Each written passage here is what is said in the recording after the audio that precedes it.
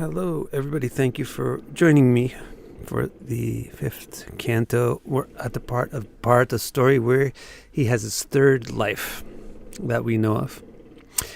And he appears as a Jada, which means retard.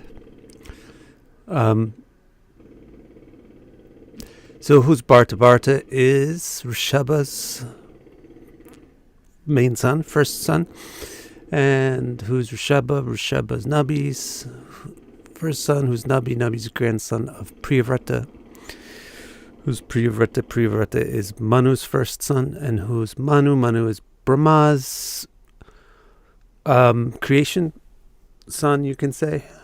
Brahma made Manu and Shatarupa as the first humans, or the first organically reproducing life forms. Rather swiftly dying in comparison to the rest of the things he had made. Okay?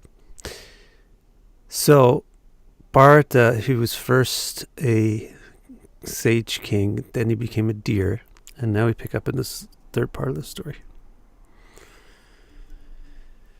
Shri Shuka Uvacha Ata Kasyachit Duja Varasyangira Parvasya Shamadama Tapa Swadhyaya Adhyaya Tyaga Santosh Diksha Prashraya Vidyanasuyatma Jnanananda Yuktasyatma Sadrisha Shruta Silachara Rupodarya Guna Nava Sodarya Angaja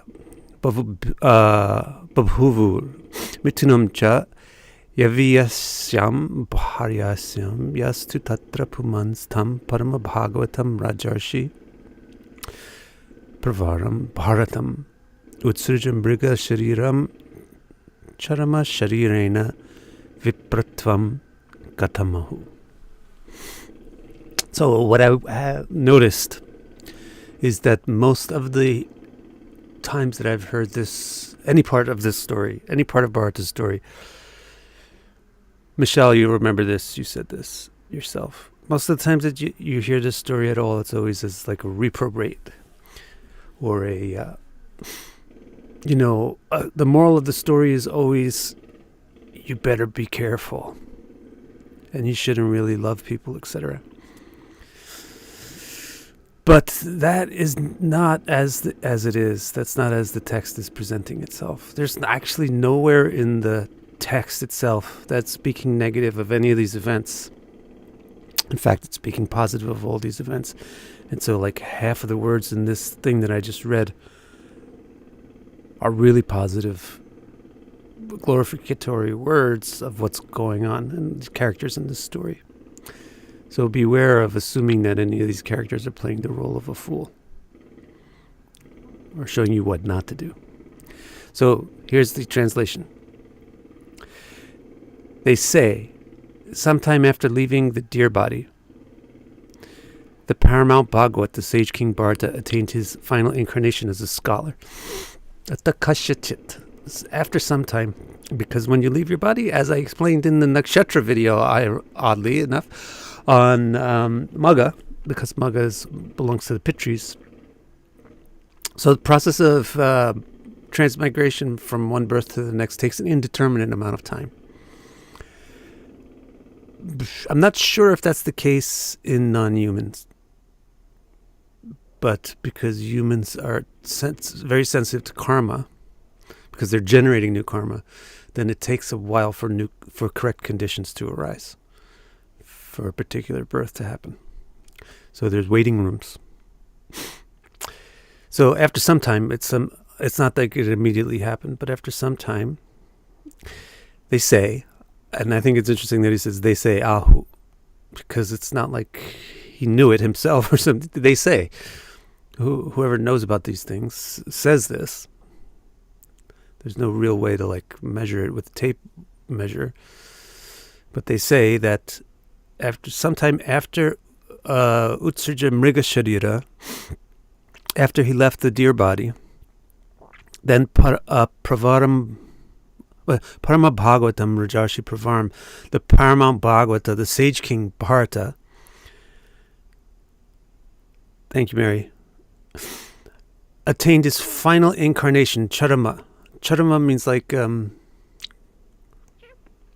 finale. The finale. So his final incarnation, his final sharira, his final body, his final incarnation, Vipratva. Previous birth was Mrigatva, deerness. This one is Vipratva, Brahmanness, scholarness. Thank you, everybody, for the Happy New Year's, and the Happy New Year's to all of you. Many New Years. So first he's born as a interesting like sequence of events, right? First he's born as a king. Then he's born as a deer. Then he's born as a Brahmin.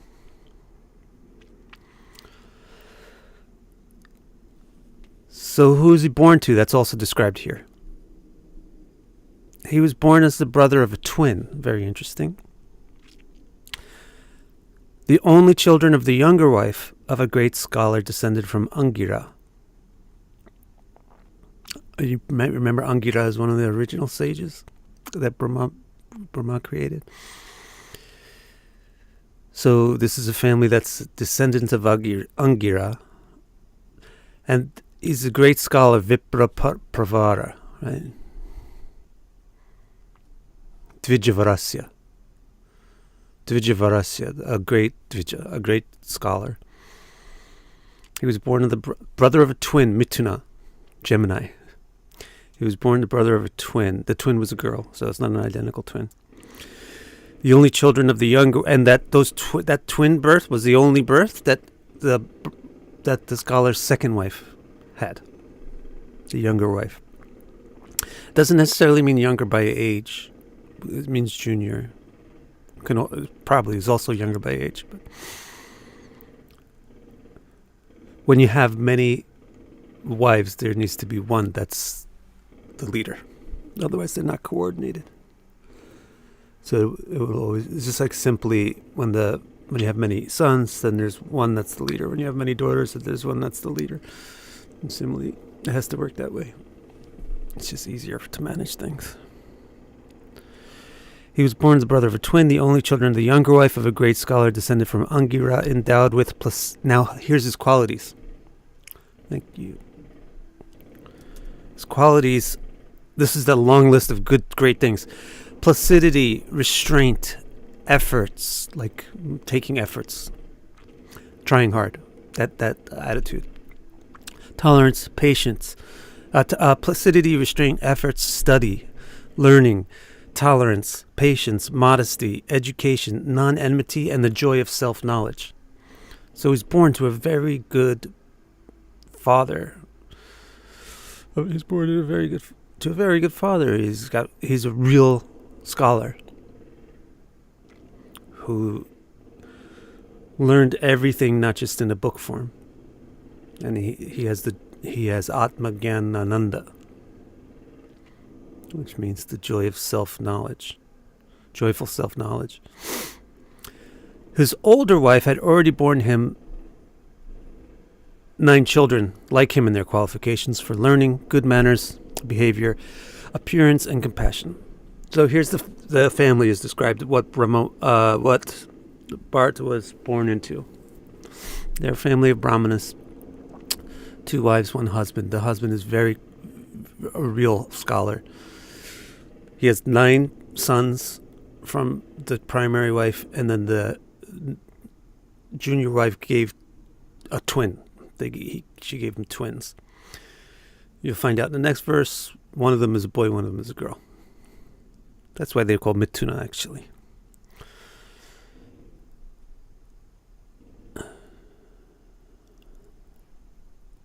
So what do you think? Let me ask you. Is Bharata going to be happy with this family, with his birth? Let's see. Also, this is the basic way that things are supposed to happen, actually. Okay. Tatrapi swajanach sangach. Tatrapi means even still. Tatrapi svajana sangach chabrisham udvijamana. he was still worried about Swajana Sangha. So he has PTSD, post-traumatic stress disorder.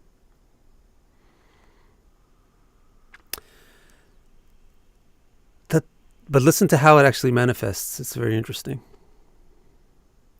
Tatrapi Swajana Sangachcha Brushamudvijamana Bhagavata Karma Bandha Vidvangshana Shravana Smarana Guna Vivarna Charanara Vinda Yugalam Manasa Vidadat Atmana Pratighatam. I see.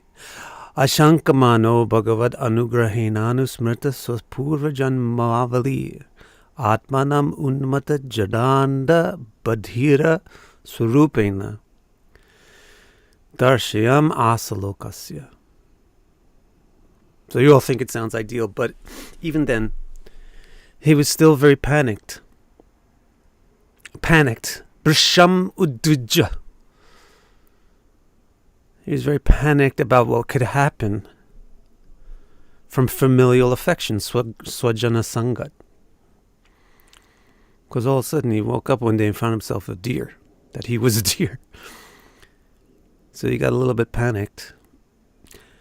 So then there's this thing here, Atmana Pratighata, which I had a little curious time translating.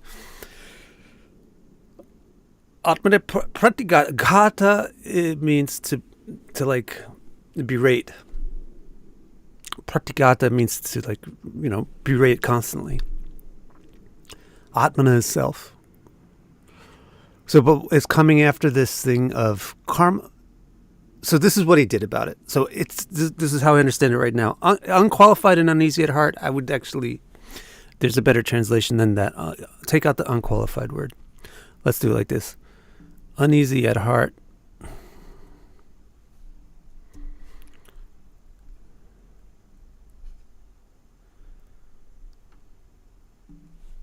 And then you put this in at the end, to the neglect. And actually this makes perfect sense.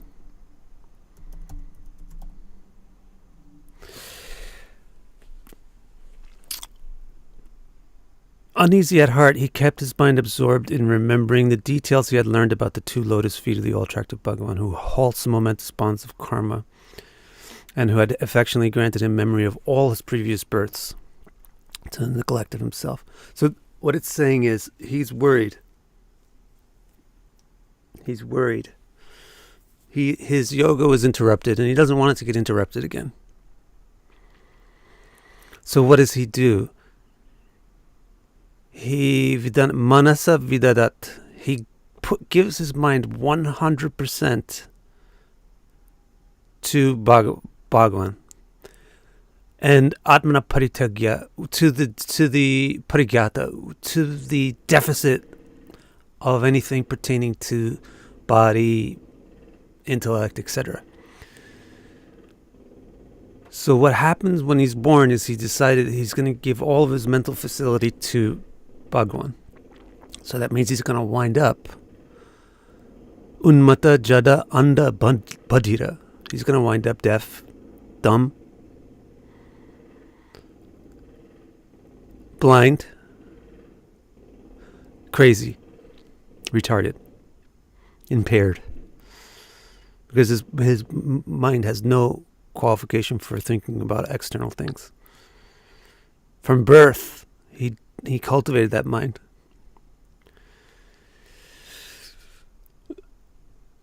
So how does he know anything about Bhagavan, though, when he's born? He heard about it previously. In his previous life, he worked very hard to cultivate awareness of Bhagavan. And by Bhagavan's anugraha, he remembered not just his previous life, not just the previous life as the deer, but his entirety of all of his previous lives. That will also freak you out, I believe. It would also freak us out and would make us kind of deranged. It's not an easy thing to process.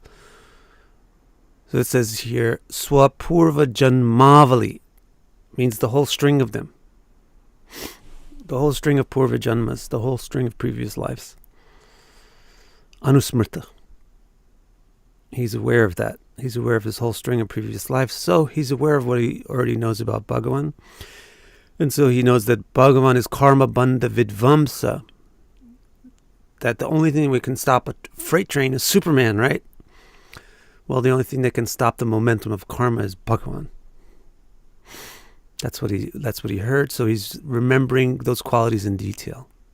That's what he devoted his mind to. So, but even in that family, he was still very panicked about what could happen from familial affection. Uneasy at heart, he kept his mind absorbed in remembering the details he had learned about the two lotus feet of all-attractive Bhagavan, who halts the momentous bonds of karma, and who had affectionately granted him memory of all his previous births to the neglect of himself. Thus he appeared in the world as a deranged, retarded, blind, and deaf man. Understands the story so far? So his third birth, he's born to Brahmanas, but he's got PTSD of what happens when you interact with people.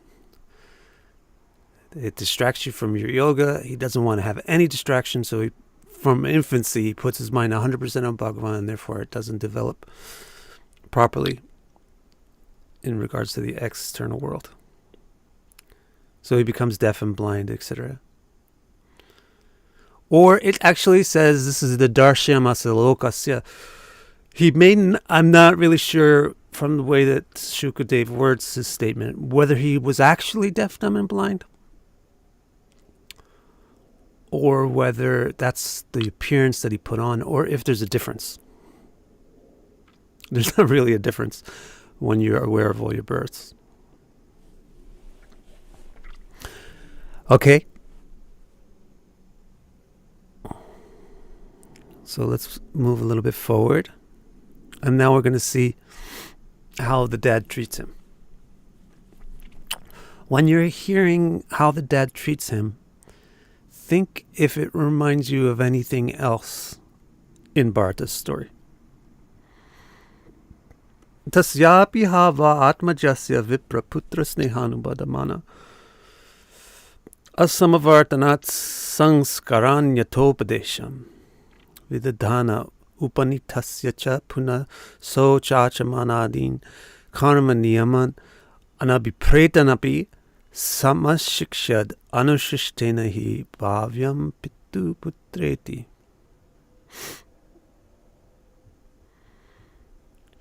He could have actually, Richard says from what happened later, he couldn't have actually been deaf and blind, right? He could have been. But because he's his charma sharira, and he has full awareness of all of his other births, maybe he can make his body into whatever he wants. So maybe he could hear if he wanted to. So that's what I mean. I don't know if there's really a difference between this is what he acted like and this is what he was. We'll see.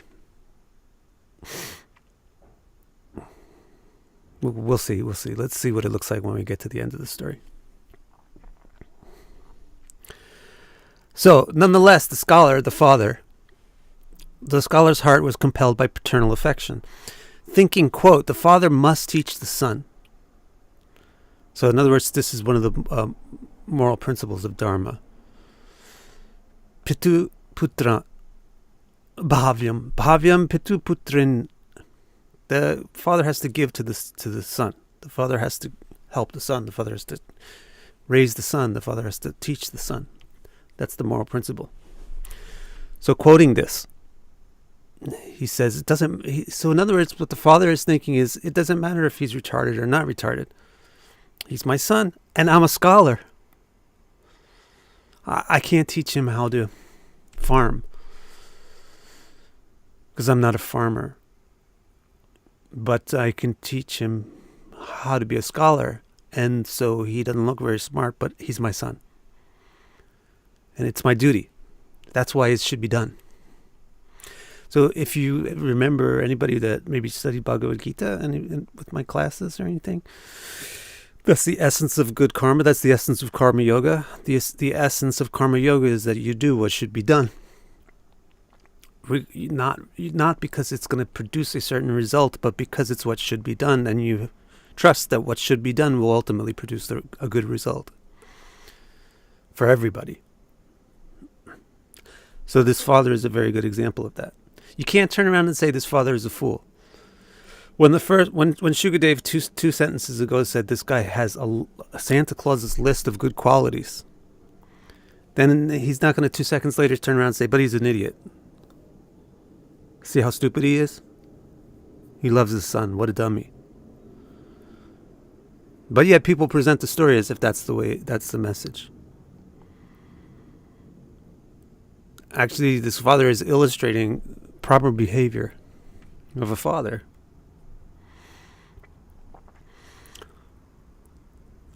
Jonathan Henkel, you are very smart. Alf, if you meet someone impaired and they are angry and mean, is it bad karma as opposed to someone being impaired but brilliant in some way? It's a possible form of good karma. Good karma, bad karma is all mixed up. Like khichdi. So you may have green chilies inside the khichdi, but it's not the same as having a whole complete bowl of green chili. So good karma, bad karma is mixed up. A lot of people that are autistic, for example, are the happiest people that I've met. It doesn't mean that their whole life is great. It just means that they're happy. And a lot of people that are, like Vincent van Gogh, one of the most unhappy people that anybody's ever met, but one of the most talented. So all good and bad karma is all mixed up.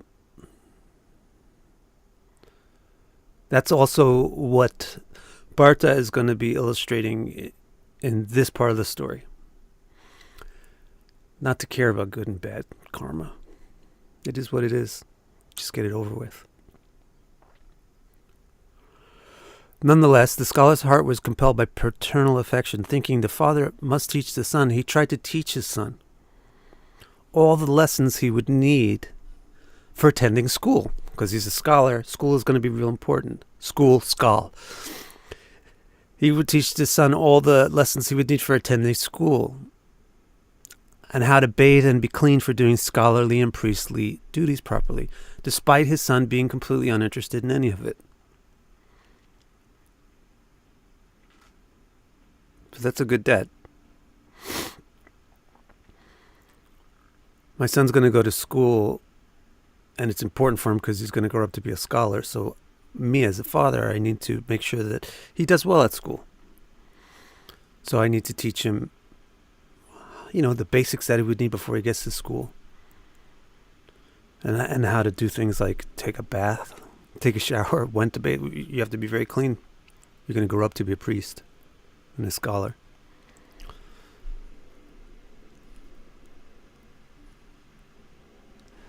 So how did Bharata do with these lessons? Sachapi tadu hapitri sannidho eva sadhrinyacham eva sma karoti chandamshi adhyapayishan saha vyahritibi sapranava shiras tripadam savitram. Anybody get that? Understand that? Karoti chandangshi adhyapayishan sa vyaritibi sapranava shiras tripadam savitram garishma vasantikan masan adhyanamapi asamaveta rupam grahyam asa. But even with such a patient father, he completely messed up whatever he was told to do. So there's a funny example given by Vishwanath Chakravarti, a commentator, an important commentator. He says, so for example, if the father told him, you wash your hands and then you go make a poop. The father taught him, after you make a poop, then wash yourself. But Bharata would wash himself and then go make a poop. Stuff like that. He would completely mess it up. Then the father tries to begin his mantra education by teaching him the 3-line Savitri, which is with its seed sounds headed by the essence sound. Even though studying throughout the entire spring and summer, he still could not completely learn it. So I kind of think that what the father is thinking at this point is, well, maybe he's not going to go to school. Maybe school's not going to work out for him, so I should homeschool him. So he's a Vipra, he's a scholar, so he's got to learn the mantras. So let me start teaching him. I'll start teaching him the most important one, the initial mantra, which is called Gayatri or Savitri. So Savitri is a simple mantra. It's only 3 lines and there's only 8 letters on each line. All you have to do is learn 24 letters. It's like learning the alphabet. It's not hard to learn, and it's a very special mantra, and it has 3 vyarti, which are the 3 seeds. There's certain words that don't really have meaning. They're not words, there's like sounds. They're called the vyarti. They invoke or establish the stage for the mantra. And the Savitri mantra has 3 of them. Bhu Bhuvaswa. Those words actually are meaningful words. In some mantras, it's like Kleem, Hreem, Shreem. They sort of have meaning. They're not meaningless sounds, but they're not like literally words. And then there's the king of all the thank you, Brian. There's the king of all the Vyahritis, which is Pranava. Anybody know what Pranava is?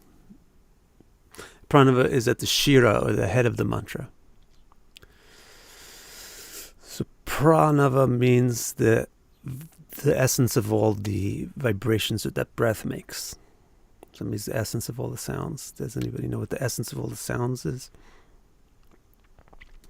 Aum, aum, all the vowel sounds. Aum, or the round vowel sounds. Om. Very good, Alf. So you get the Om, and then you have the 3 Vajritis, Bhuvaswa, and then you have this 3-line mantra. It's not tough. Any one of you guys could learn it probably in 1 week, max, even though you don't speak Sanskrit. So he taught Bharata this patiently for 4 months. Because spring in Vedic in a Vedic calendar, spring lasts 2 months and summer lasts 2 months. They have 6 seasons of 2 months each. So 4 months and he still couldn't really get it. Well, it's probably pretty hard to learn a mantra when you're deaf. So you can give him that. You can make sense of why he couldn't learn it after 4 months.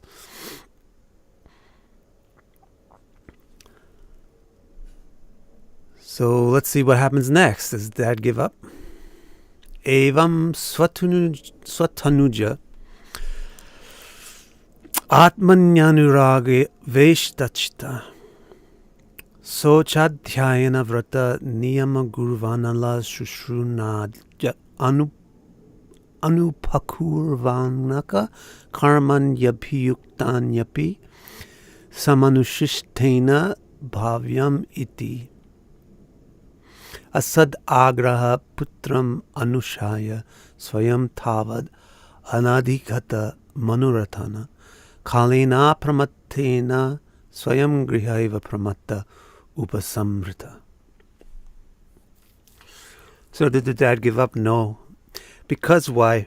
Because his chitta, or his heart, was anurag aveshta. It was invested or infused with love for Swatanuja, for his child. So he never gave up on this boy. Whose Bharata is not quite an animal, or is he? His previous birth was a deer. Now how's he doing as a human? Is he really does he have the full human capacity manifest? Not exactly. So he still has that sort of level of interacting with the world that an animal would have, but this father is treating him like a beloved son. And as Jonathan Henkel noticed already, this is super analog. This is exactly analog, actually, to how kind Bharata himself was to this deer, and how he treated him as his own son, and took care of him with so much affection, undeserved affection, excessive affection. Now he gets that good karma back, which is important. You have to exhaust all the karmas.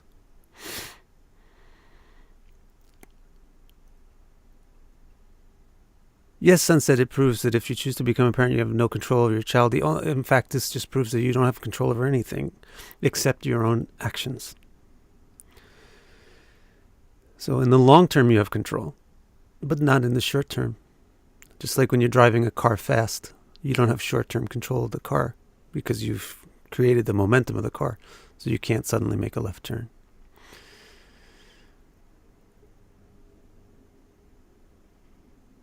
Internally, he has more than human capacity, but externally, he's not really. So what happens with the dad now is exactly analogous. With a heart enwrapped in affection for his child, he fully instructed his uninterested son about everything he would need for schooling, so he just keeps doing it. Cleanliness, studiousness, discipline and regularity, how to attend and assist a teacher, etc. This is proper, so he kept telling himself. Bhavasya, because it's right. People were telling him, why are you doing this? He's not learning anything. He said, because it's right, because this is my duty. It's my duty to teach. So it doesn't matter if he learns or not. He says, this is proper, though the child does not grasp it correctly. I am teaching myself. This is very interesting. Asat agraha putram anushasya swayam tavat. I'm sure his wives, I'm sure his other kids, I'm sure his neighbors, his relatives were saying, can you stop teaching this guy? He's not learning anything. You're wasting his time. He says, no, this is what a father must do. A father must teach the son. And it doesn't matter if he's learning or not. I'm doing it for my sake. Because it's my duty. And the lessons that I'm teaching him, I'm learning by teaching.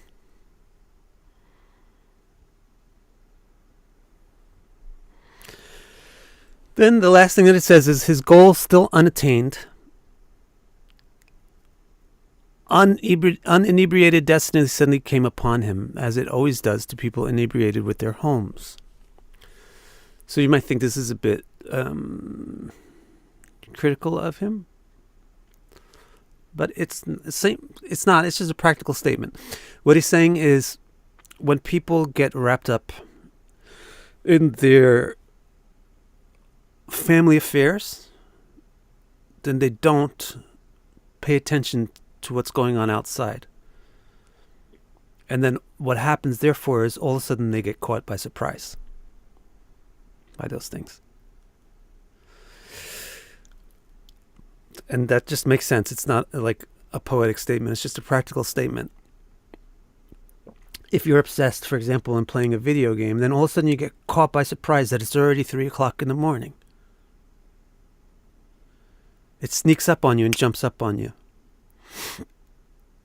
If you're asleep, then you get caught by a fire. All of a sudden there's a fire in your house. It catches up on you because you weren't paying attention to it, because you were paying attention to your dream or whatever, because you were asleep. So similarly, if you're very absorbed in taking care of your wife, children, husband, etc., then death just all of a sudden happens. It sneaks up on you. That's why Vedic society doesn't encourages retirement previous to death.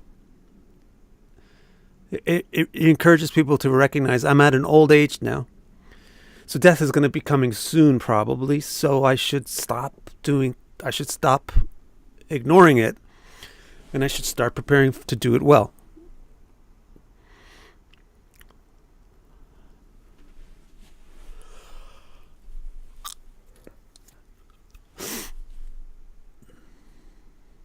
But so you might say, well, why didn't this Brahmana do that? Because for the same reason why Bharata didn't do it for a very long time. Bharata didn't do it for a very long time in the first of the 3 incarnations. Why? Because he didn't think that he had finished his duties. Similarly, the father thinks, I know, I have my own duties. I'm supposed to be retiring.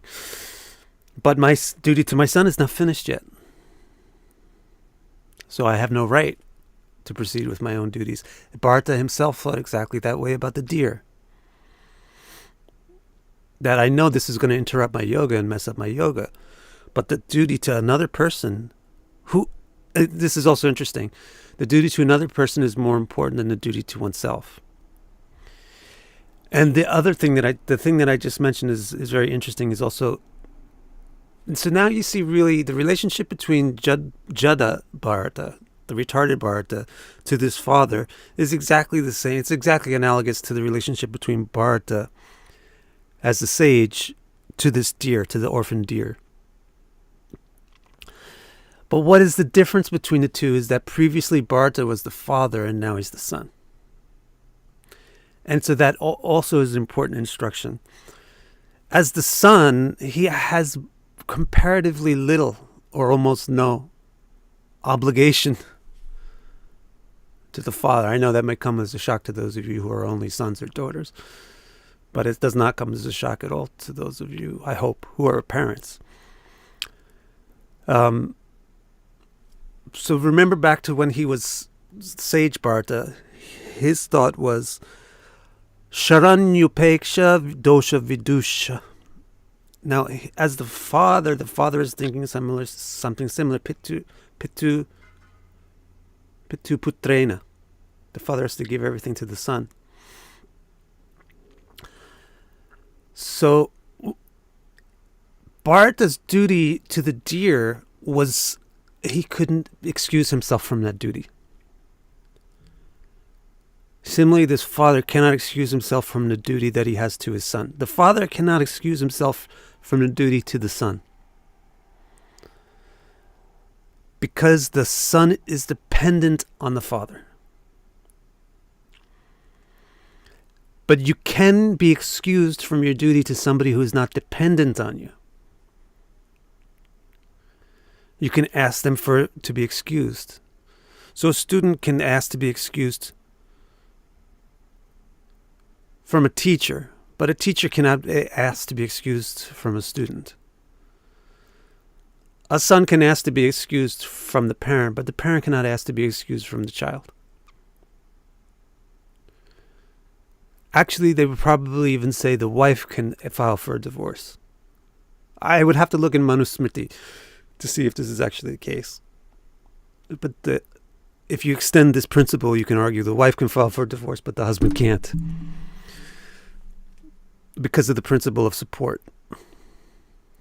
The wife is the pratya, supported, not prata, bharya.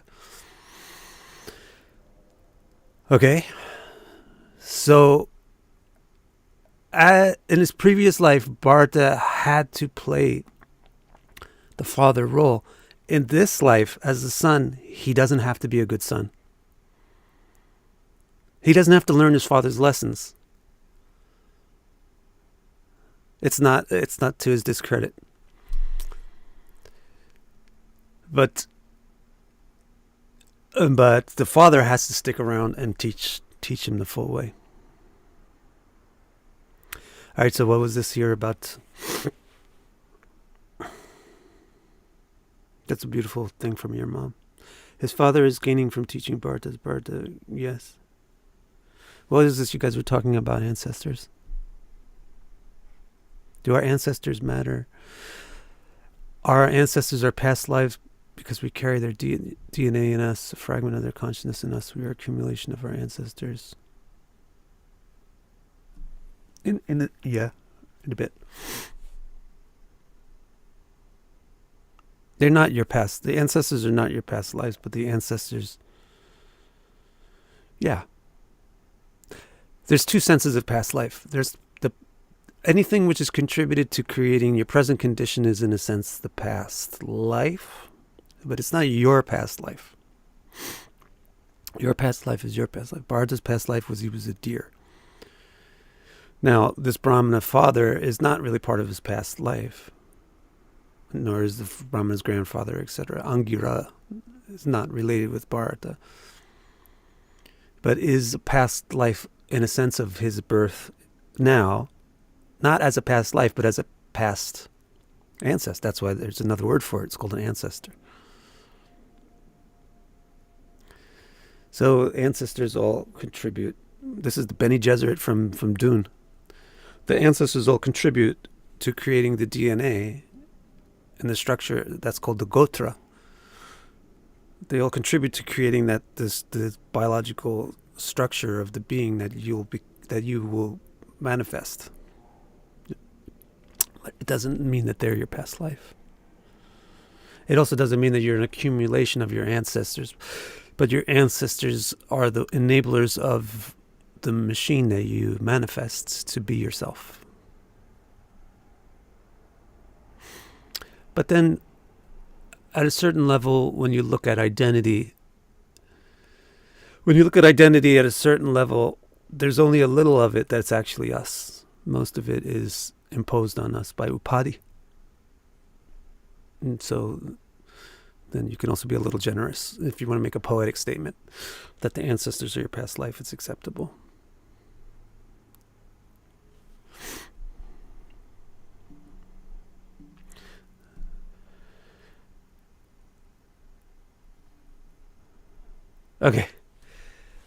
Okay, so let's see. Sleeping leg syndrome. Where else are we going with this story? Stretching feels so good, but my leg is so asleep. Can I not get back? Here we go. So also that's exactly the way Bharata died, right? That's the way it was explained. Because he was really obsessed in taking care of this deer. He didn't notice that death was coming, then all of a sudden it just came and he died. So he was unprepared for it.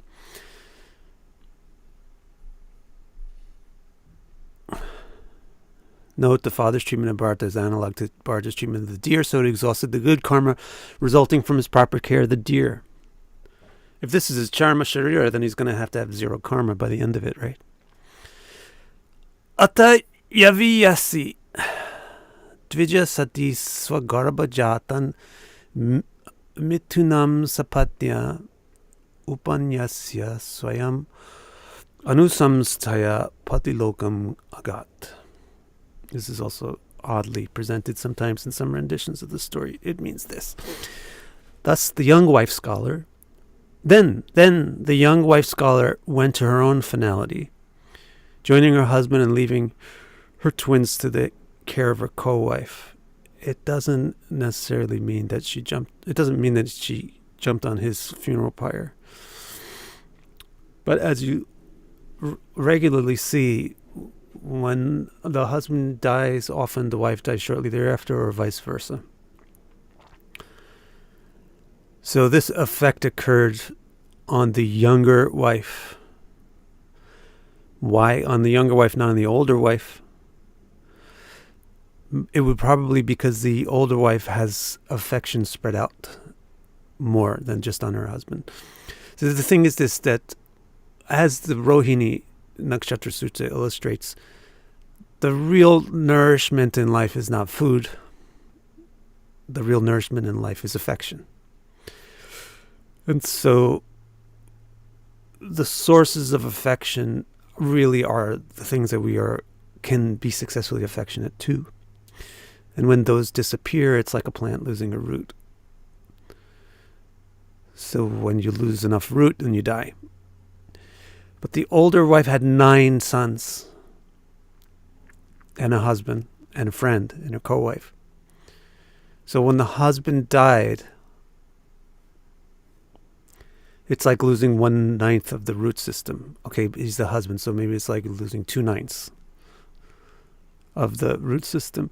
But for the younger wife, she had twins, one of whom was problematic. and a friend who's the older wife, can be slightly problematic, and this husband, when he died, that's her whole root. So she dies as well very soon. Ata, thereafter. She's called Dvijasati, not wife of a Brahmana, but Brahmin woman.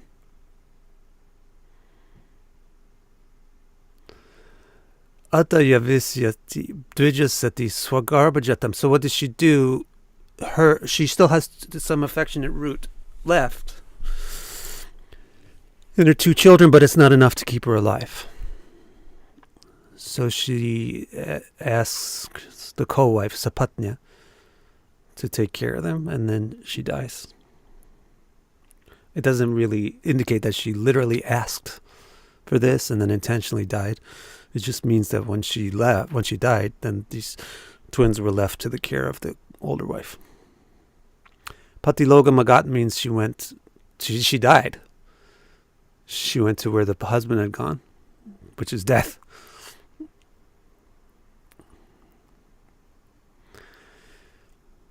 Okay?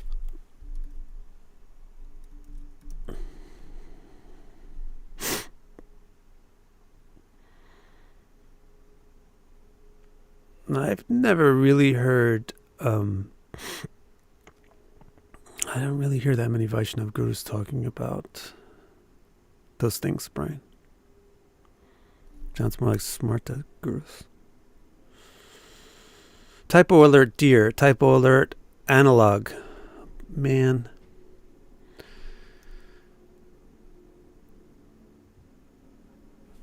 Here's deer. I found deer. Oh, yeah, it's all in here. Deer, analog.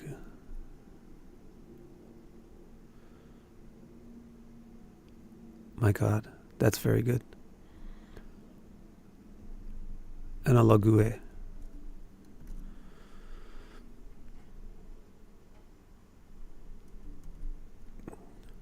Thank you. I never realized the difference between those two words.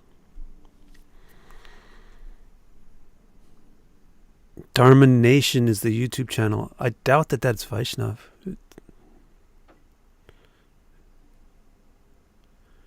Wait, is that Rajiv Malhotra? Let me see.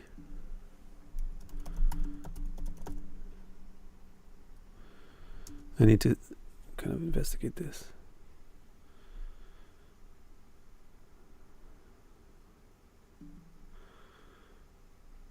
Dharma Nation, who is this? AJ Hope?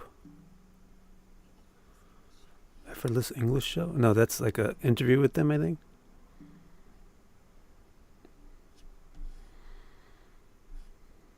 Dharma Nation. Sri Dharma Parvartaka Acharya. Okay, good. I have no idea who this person is. Yeah, it does look Vaishnav. At least it looks that way. Well, I don't know.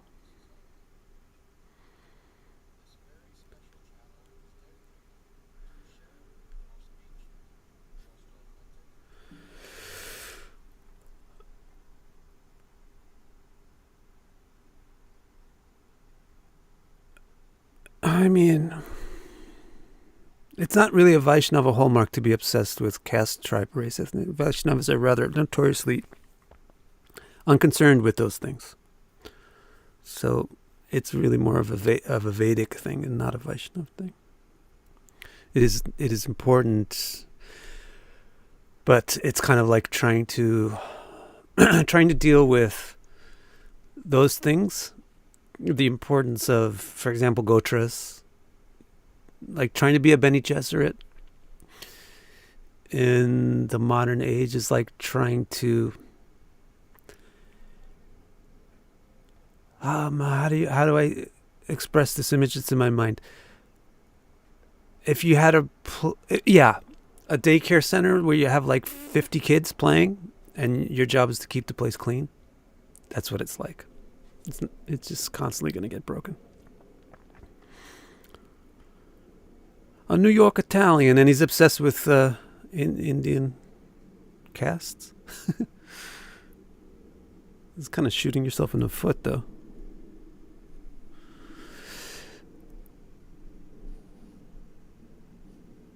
Okay, back to the story. So then the young wife scholar went to her own finality, joining her husband and leaving her twins to the care of her co-wife. So, So now the story is going to turn to what happens to Bharata when his awesome dad isn't around anymore. And his mom left also. So his dad and his biological mom are not around. So the people that were kind of like sheltering him, shielding him from the harshness of the world, taking care of him as if he wasn't retarded, they're not there anymore. So now what happens? Pitaryuparate Bharata ina mathat prabhava vidas shrayam vidyayameva paryavasita matyo napara vidyayam jadamatiriti bhratru anushasana nirbandhanam nivritta santa. In the absence of their father, the brothers, although thrice educated, lacked the same excellence and ultimate comprehension. Their hearts receded from their brother, thinking it's impossible to teach a retarded person. And they gave up and released him from instruction. So they tried. The brothers tried to keep treating him the way the father had treated them, but paryavasita mataya means their hearts receded. So gradually they became less and less. They became more and more discouraged. And they said, Jadamati. Na paravidyam. They said, Jadamati, you can't. He's retarded. Jadamati means his intellect is like a stone. His intellect is inert. It doesn't move. That's how you say retarded in Sanskrit. Jada means stony.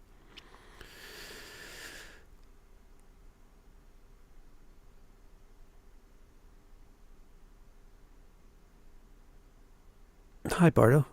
The absence of the father. So the brothers, they tried to keep teaching, but they don't have the paternal affection, and it's not entirely their duty.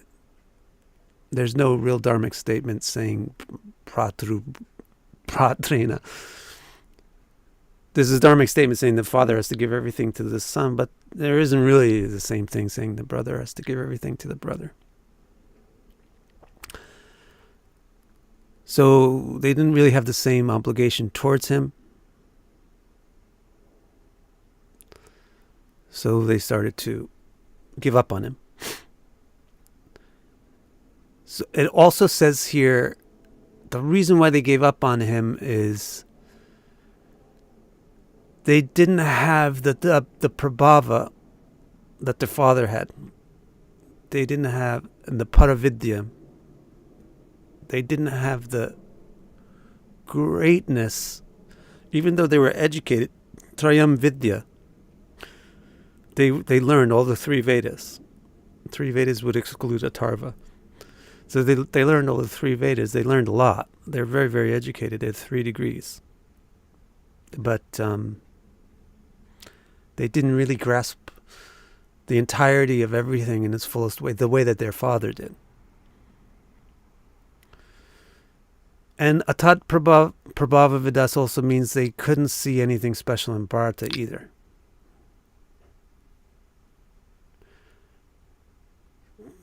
So they gave up on him. They released him from the instruction.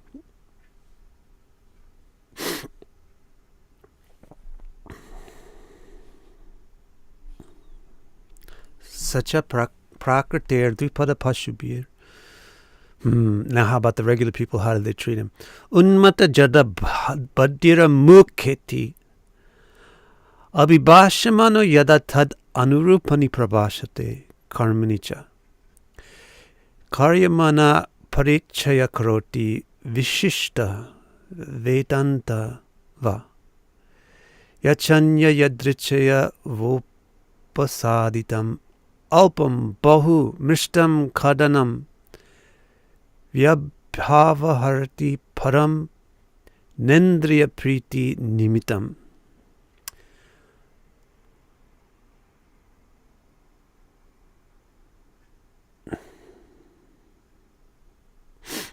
I don't know if should interview very right-wing conservative people, because I probably wind up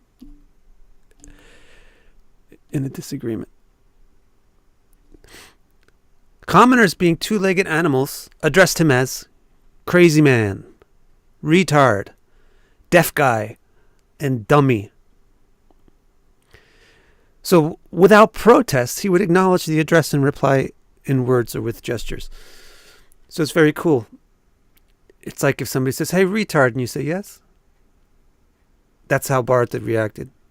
Hey, stupid. Yes, what can I do for you? But he was actually kind of retarded, so he wouldn't always be able to reply with words. Sometimes he would have to use a gesture. But he would always turn around and look at them. Then they would put him to work without paying him. Hey, dummy, come here. Move these rocks. Okay, go away. Get out of here, dummy. I got more. Yeah, if he's deaf, how does he hear them? Maybe he sees them calling him. Maybe he's not deaf. Maybe there's another meaning to Badhira, which doesn't mean deaf. Maybe it's also another way of saying retarded. Also, same thing for blind. Maybe it doesn't mean physically blind. They would put him to work without paying him. Sometimes perhaps someone was kind, or someone would intercede. How am I supposed to spell it? English. Or someone would intercede for him, and he would be given food as a payment. So, yeah. Whether it was a little or a lot, sweet or bitter, he would eat it all, not caring what his taste preferred. So he didn't really care. He would do the work. Why? Because he also has that samskar. I should do a thing. I should do the thing that I should do. If somebody asked me to do something, I should do it. So they asked me to pick up this rock, so I'll do it. I'm not going to say how much you're going to pay me. Let me do it. It'll burn off my karmas. If they pay me, they pay me. If they pay me a little bit, they pay me a little bit. If they pay me a lot, they pay me a lot. I'll deal with whatever I get. That was his career. Getting abused like that. Now, how did he feel about it? Was he depressed? Nitya nivritta nimitta swasiddha vishuddhanu bhavananda svatma labdhadigama sukha dukhayor dvandva nimittayor asambhavita dehabhimanaha shitoshna vata varsheshu vrisha iva anuvritanga pina samahananga Sthandila samaveshanu mardana majana rajasa mahamaniriva abhivyakta brahma varchasa kupta vrittakati upavitte norumashina dvijatiriti brahma banduriti Sangyayata gyan Samgyayatat atat jana avamanata vichachara. That looks like Victakara. Vichachara. It means to wander around.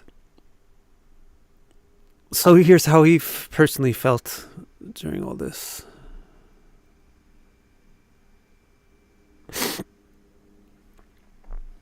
Yeah, I think that's the case, Jonathan.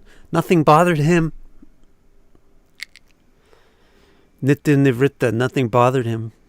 Because he had perfected swasiddha. He had perfected a very clear comprehension, vishuddhanubhava, of joy. Or his very clear comprehension gave him great joy, so nothing bothered him. And he did not suppose that his best interest was affected by whatever happened to him in the physical world. Or you might say whatever happened to his body. So he was not troubled. You might think, wow, what a miserable life. He's a retard. It's not necessarily a miserable life. Because the things which affect your body may or may not affect your heart. In so much as you identify your heart with your body, then the things that affect the body affect the heart. So he didn't mind being called names.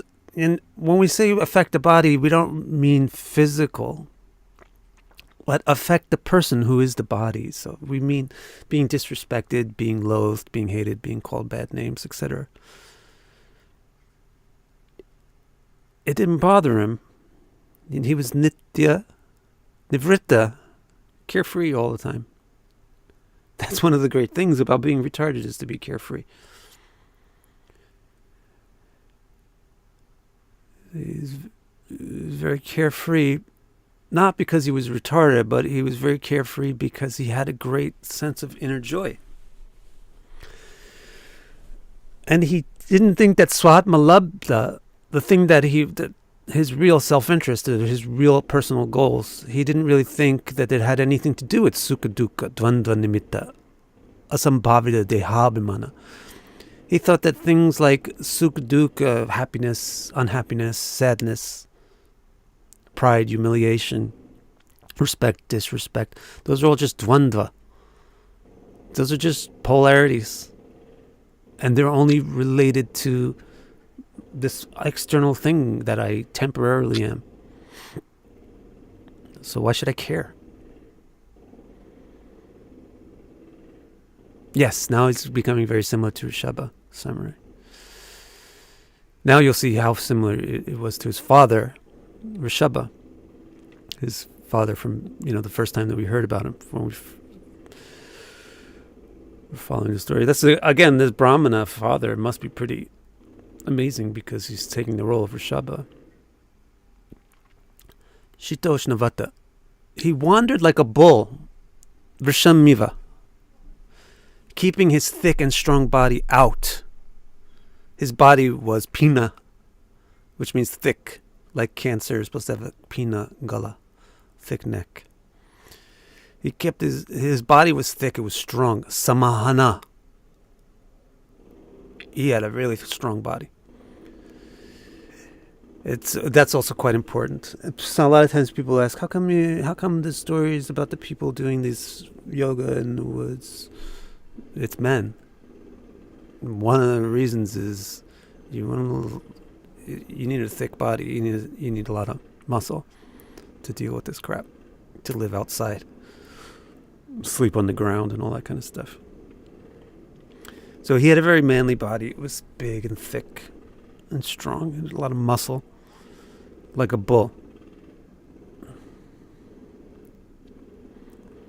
And so it was very easy for him, carefree for him, to not care whether it was hot or cold.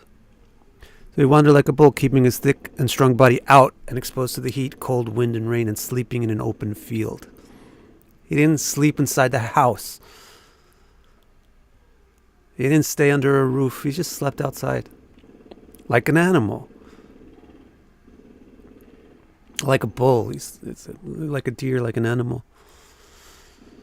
His spiritual luster, his Brahmavarchasa, was like a superb jewel. Mahamani. But it was hidden with an encrusting stone. So, I love this actually. I love those stones, those geodes. You crack open the thing and it has all these lustrous amethysts inside. That was like Bharata and his birth. All those lustrous jewels on the inside just look like a big stone on the outside. Jud. Just look like a regular stone. So a great stone is hidden because it's encased inside crust. It's encrusted.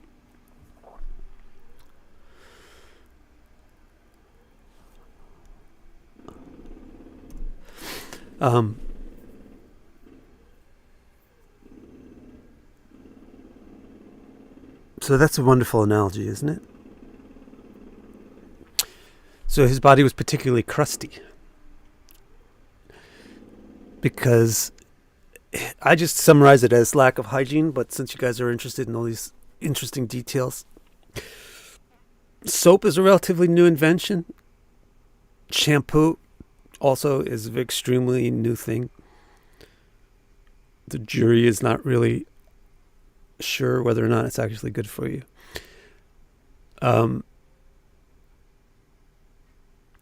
In India, in Greece also, I think,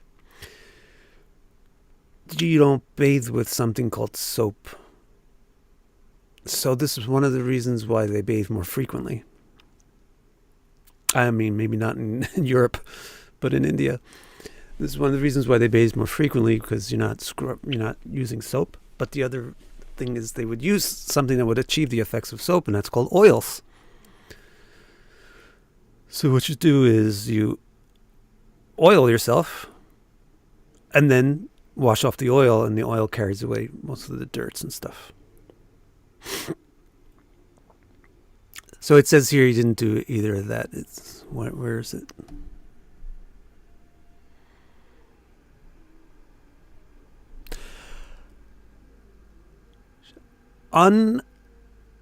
Unmardana, that means he didn't put any oil on, and amajjana means he didn't rinse with any water. Oh, I spelled it wrong, even after fixing it. Okay, that's a little side note. But I say he had bad hygiene. So this analogy of him being like a ruby encrusted in rock is really accurate in the sense of crusty. It said that he kept his body exposed, but it doesn't mean he was entirely naked, because he had something on his hips.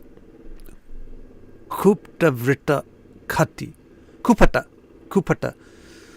Kupata is an old cloth, a ripped up rag. It's like a rag.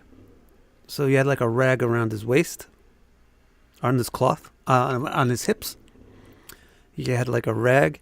And then, so that's how his lower body was covered with like this tiny rag, and his upper body had a thread. Now, it's not terribly weird that he has a thread, because he's born to scholars. So his father gave him a thread, because a thread is a symbol of somebody who's being educated, and B, it's involved in the educational process, because it does something. I don't know. It's in the ancient days of magic. The thread does something when you do the mantras. So he had this thread on his top. So his chest had one single thread, but the thread was filthy, which is very funny, because the Brahmana's thread, Brahmana's clean. So he had a Brahmana's thread, but it was filthy. So people would make fun of him again, but some of the people might say, you shouldn't make fun of this guy. He's a Vipra. He's a scholar. So the response to that was, yeah, look at his thread. He's Dvijati. He's not Dvija, he's Dvijati. So Dvija means you're a scholar. You were born twice. You were born from a parent, and you were born from a teacher. But Dvijati means you were born in a family of people who are born twice. The implication being you yourself are not born twice. Similarly, so Dvijati Riti and Brahmabandhu Riti. Brahmabandhu is also a derogatory term. Dvijati is a derogatory term. Brahmabandhu is a derogatory term. I think I found this out once. Somebody became very shocked when I was younger, and I used this word. It's like saying the F word or something. So Brahmabandhu is the same implication. Bandhu means you're related to. You're related to a Brahman. So caste. People tend to think that the caste makes you a Brahmana, but the caste doesn't make you a Brahmana. Your study makes you a Brahmana. So they made fun of him by saying he's a scholar by caste. He's a priest by family. Scholar by caste, Dvijati, and priest by family, Brahmbandhu.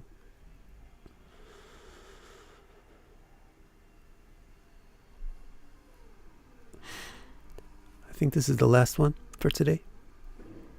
Yes, this is the last one because the next part of the story starts after this one. Yada tu Bharata aharam. This is very interesting. Karma vetana. Ihamana svabhratripirapi kedara karmani nirupitas tad api. Karoti kintuna saman vishaman. Nunam adhikam iti. Veda iti Veda. Kanapinyaka. I looked up what a pinyaka is. I'll tell you about that. Kanapinyaka palikarana kulmasha. I need to look that up. Stali purishadini. Api amritavat abhyavaharati. But then he thought it better to get food from his own work rather than as a gift from others. This is important. So he realized, actually, if I'm getting favors from anybody, this reminds me of some of the sadhus in Chaitanya Lila. They don't like to beg. Usually a sadhu will beg, but at a certain point, a sadhu thinks I shouldn't really beg. I'm asking people for favors. Favors not good. Now I'm karmically indebted to people. So he realizes at a certain point, I should work for whatever I get so that I'm not accumulating karmas. I'm not accumulated debt. So he wants karma vetana. He should live by his own work, he feels. Aharam karma vetana. Ihamana. But nobody will employ him because he's not unqualified.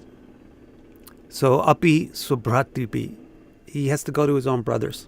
Only his brothers would employ him. And the only way that they could employ him was kedara karma. They thought maybe he can be a farmer. There's a yoga called kedara yoga if you have planets in 4 houses. Farmer's yoga. So maybe he could be a farmer. They selected that. Excuse me. They selected that for him, Nirupitas, or maybe he asked them for it. Can I do your farming? Sadhus don't steal. That would be worse. That would be worse karma.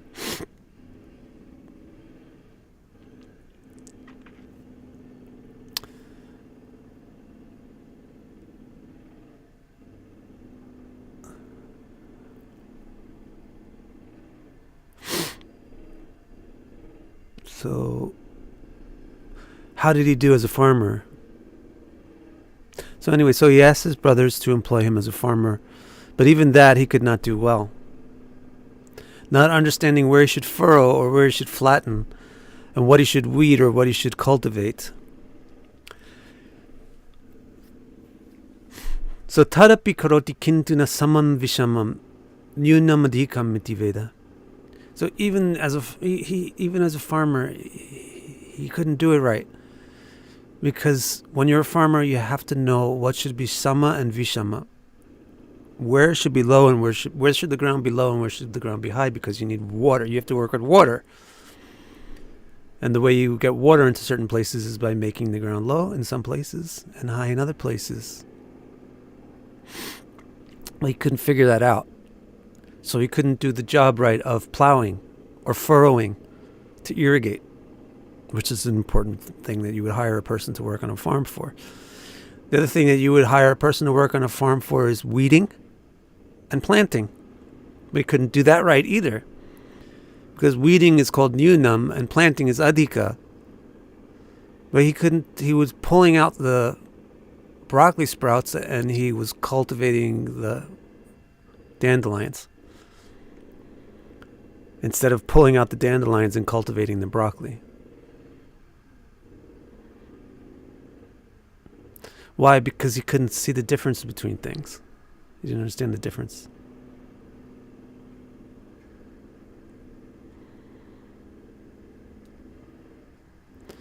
So, but he wants to be paid for his work, right?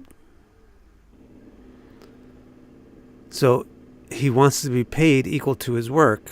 So the brothers want to pay him something, but he says, pay me for my work. Well, your work is terrible. You work about as good as any animal on the farm works. Animals will only do exactly what we tell them. And if I sit there and exactly tell you, pull this, plant that, dig here, put the dirt over there, then you get it right. But if I leave you for a second, you do it wrong. So you're just like an animal. So if you want to be paid fairly, then you're going to earn what the animals earn. But that's what he wanted. He wanted to earn that because he didn't want to incur any debt. So what they paid him was similar to what they gave the farm animals. Crumbs of fodder, husks of grain, sour gruel, and refuse from the bottom of the cooking pots. Nonetheless, he would descend to eat this as if it was nectar. So yeah, I learned what some of these foods are. Piñaca. I always wondered, what the heck is a piñaca? Piñaca. What is a piñaca? So this is what it is. You ready? You're going to learn some interesting farm stuff. So when you take anything that you would, let's say, for example, sesame seeds. Sesame seed oil is important. Or mustard seeds, right? We need mustard oil. So most of the reason why we grow mustard seeds is to get the oil. Of course, you can also use mustard seed, but we really like the oil. So if we make the oil from the mustard seed, how do you make oil? You squeeze it. When you squeeze out the oil, then what are you left with? You're left with something called piñaca. Something that's just the seed, the husk, the fiber of the thing, it's just been crushed together, and so it cakes up. So anything that you press like that can become a piñaca. So they would be pressing probably mustard, they would be pressing sesame. I'm not sure what else they would press. If you like the Egyptians, the Europeans, they press grapes and olives. So their piñacas would be more from these fruits and vegetables. But that's what he would eat. Because that's what you do with that then is, the animals can eat that. They like to eat that kind of stuff. Their body is suited for eating that kind of stuff. Like sometimes they say, if humans are supposed to be vegetarians, how come we only have one stomach? It's because we're not supposed to eat piñaca and grass. That doesn't mean that we're supposed to eat meat. Anyway, he would eat that, but you can't really eat the whole cake when you're a human, so he would just eat crumbs of it. Karna piñaca. Polykarna. Polykarna means the skins of the fruits or the husks of the grain. And kulmasha, I need to probably look this up, maybe if anybody knows what this is. It's called sour gruel, but I have no idea what sour gruel is, but it doesn't sound good. And then also stali purisha. This is really gross. It sounds really gross. Stali is the pot that you cook in, and purisha is the refuse. So like the garbage from the pot, the burnt food. You know, when you cook, sometimes invariably some part of the thing got burned. Not the part that you serve, but the other part got burned. That's what gets left over. Usually gets fed to the animals. Well, that's what he would eat. They gave him that. And then how did he eat it? Abhyavaharati. He ate it. Abhyavaharati means he descended upon it. So he probably was acting exactly like an animal. There's actually a vrata that some people do, which is to do the eating like an animal vrata. which probably I could do, but in a different way. It's where you don't use your hands to eat. You actually stick your face in the food and eat the food like that. And sometimes I wonder if my kids must have been sadhus, because that tends to be how they eat, sticking their face in the plate. Yeah, I know, though, right? Davana, my favorite, this just is off topic, but she says sometimes that stuff is tasty. To him, it was very tasty. Amritavat, he thought it was delicious. That was actually my favorite sabji, was the burned sabji. And there was a magazine called Razor's Edge, and they had a recipe in the magazine for scorch and scrape tomato sabji, which is you cook your tomatoes and you intentionally burn it, and then you stir the burned part, and then you burn it again. That's right up my alley because I'm a Capricorn.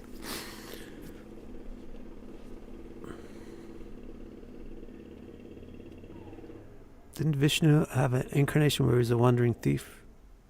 No, but maybe some people say Vamana was a thief because he stole Bali's kingdom. It doesn't matter. You can't conflate emergency situations with general principles. If you conflate, you have to realize that Dharma is not metallic. Dharma is elastic. So Dharma means what's right to do. That depends upon the situation.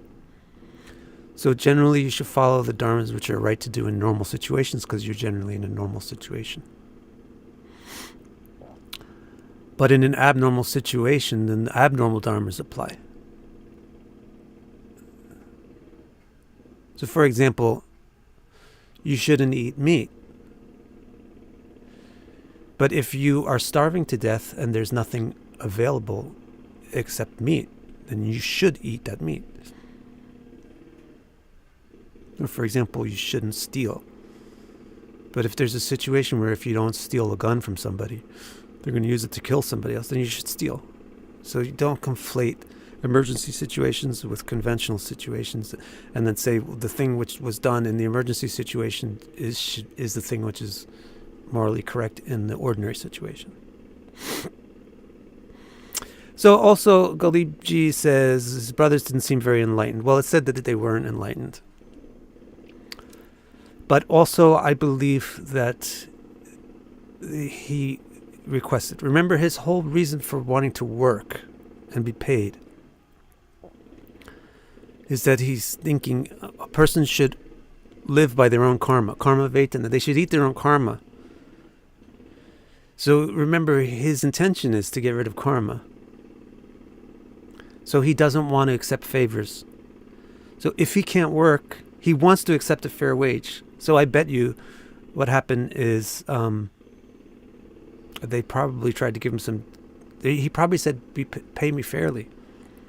And they probably got frustrated with his work and said, you pay you fairly, you're not doing... You're working like an animal. You work as good as an animal. Then pay me like an animal. All right, here. It probably went like that.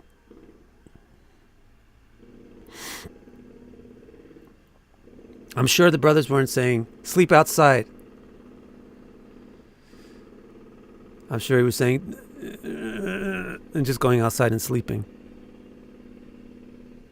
You know, if you have to take care of retarded people, they don't look great. It's not really the caretaker's fault. These people, that's their natural. They tend to go into the natural situation because there's only so much you can do.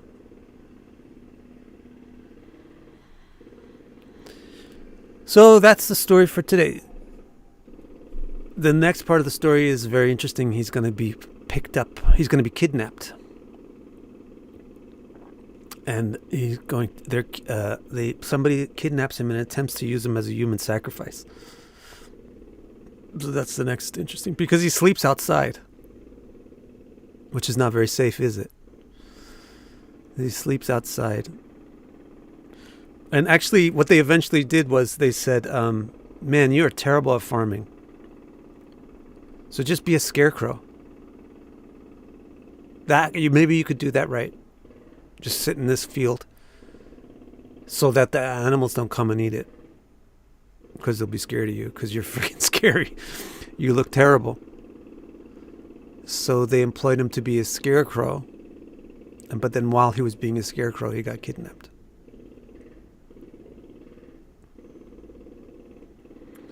That's interesting. So yeah, just to review what happened. What happened?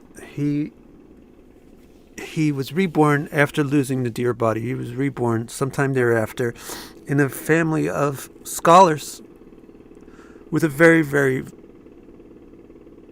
enlightened father. And the father tried to teach Bharata how to be fit for schooling. But Bharata had developed retardation because he put his mind completely internal on Bhagavan and had no part of it left to focus on anything outside. So he couldn't learn anything from his father, but his father kept teaching him up till the end of his life, because it was his duty to teach his son, and he felt that he was purifying himself and teaching himself by trying to teach his son, regardless if his son learned or not. Then after the father died, his mother died shortly thereafter, and then the brothers tried to keep teaching him, but they didn't have the heart for it like the father did, so eventually they gave up. And so then he goes out into the world with no learning, and people just start taking advantage of him. And they start making him do stuff for them. Move these rocks, pick this up, stand over here. And some people say, don't do that, that's mean. So sometimes they would make people give him money. Some people would give him some food or something. And then he realized, I shouldn't really live in such a way that makes people have to work for me and protect me and give me favors. I should earn my own living. Nobody would employ him because who would employ? Imagine if you go for a job interview looking like Bharata, a crusty old jewel. He wasn't upset about being tormented by anybody because he didn't give a damn. His whole mind was fixed on some inner joy. So he was like a jewel that's encased in rocks, but nobody wanted to employ him. So he went all the way back to his brothers. His brothers alone would employ him. But they thought maybe you're good for farming, but he couldn't even figure out how to farm. And then to get a fair wage from farming as an animal, he got paid like an animal gets paid, but he thought that was fine. He liked that. Why would he like that? Because that's what he wants. He doesn't want to incur karmas. So if he's getting paid, if he's doing the work of an animal and getting paid in animal food, he's happy. That means he's not incurring debts to anybody. Yeah, that's the whole story from today.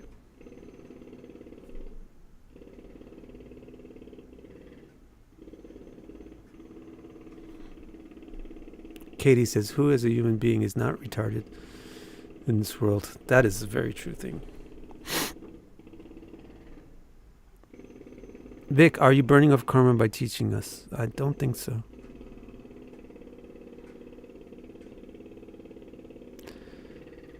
And it's actually kind of the thing which resonated more with me was when the father said,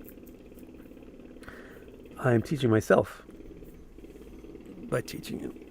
I mean, I appreciate you guys joining me. But my motivation is just to study the Bhagavatam. It's not to teach it. Okay, guys. See you again soon for the story of how he got kidnapped.